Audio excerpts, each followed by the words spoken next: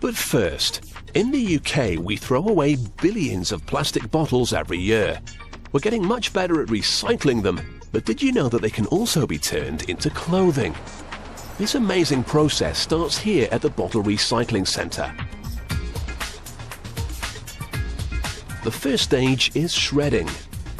When you throw away your bottle, you often leave a small amount of drink inside. Shredding all the bottles releases the unwanted liquid so it doesn't affect the quality of the plastic. The shredded bottles are then wrapped in cellophane and boxed up ready to be shipped around the world. It may be rubbish to us, but to the Chinese textile industry, this plastic waste is a valuable commodity. Recycled bottles arrive from all over the world to feed the busy clothing industry. Sorting separates the clear plastic from the colored stuff. Clear plastic can be made into white clothes or material that can be dyed, so it's extremely valuable. Most clear plastic bottles have colored lids and stickers on them, but these have got to go, so the bottles head for the baths. The colored caps are made of a different plastic which floats. A worker can then strain them off the top.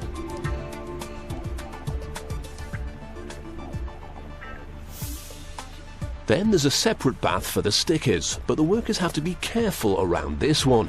It's corrosive caustic soda, very bad for the skin but very good for removing labels. After all their swimming, what's left is a pile of clear plastic shreds. But it's rather wet. The next step is the ovens, where it's mixed with some light-colored plastics. To produce white cloth, you need some light-shaded material in the mix. The plastic will spend about 10 hours here in these rotating drums, slowly drying out. These workers have to maneuver their cart back and forth underneath the drums to catch the plastic as it falls out. But they've also got to mind their heads on all the other spinning ovens. So we've got our plastic bottles broken down and mixed to produce the right colours. But it's very hard to weave cloth from bits and pieces, so another step is needed. The mixture is sent through this rotating screw where it's heated to 270 degrees Celsius. This melts the plastic, but to make cloth we don't want a big lump, we need thread. The liquid plastic is forced through a sieve and emerges on the other side as great long strings which are collected in a container below.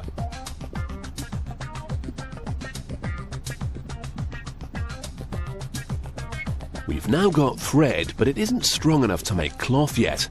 First it must be combined and stretched several times while being heated. This will bond the fibers together. Now it's taken ages to produce this material, but the next part of the process is to tear it apart again. The fluff that emerges is the raw substance you need to make polyester. However, that takes place in another factory altogether, so the workers here bale it up and send it on. It looks like cotton wool, but it's an entirely man-made substance created from your old bottles. This machine scrapes it all onto a very rough cloth which is loaded here, ready to be carded. Carding is where the bonded fibers are brushed together so they all lie in a similar direction, which strengthens the material. The sheet of polyester felt that emerges is now ready to be turned into thread. These machines will tease it out. They spin off mile after mile of pure polyester, which is collected on these bobbins. And finally, we reach the point where your old plastic bottles become cloth. Like a spider at the center of its web, the loom draws in thousands of threads and weaves a new sheet of polyester. To give it a smoother feel, there are still two more processes to go through. The first is very delicate. This machine creates tiny loops on its surface. The second stage is the opposite. Using a series of tough steel brushes, these spinning rollers catch and tear all the carefully made loops. The shredded surface helps give the material a soft, furry feel, making it far more comfortable to the touch. So we've turned our recycled bottles into polyester at last. Now it's time to make some clothes. Using a roll of material, stylists mark out the latest designs, being as economical as they can with their handy template. Although they're profiting from your rubbish, they don't want to create any more waste.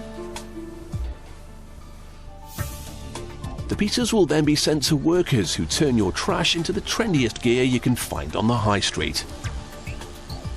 So what started out as your rubbish was carefully sorted, then shredded and turned into cloth.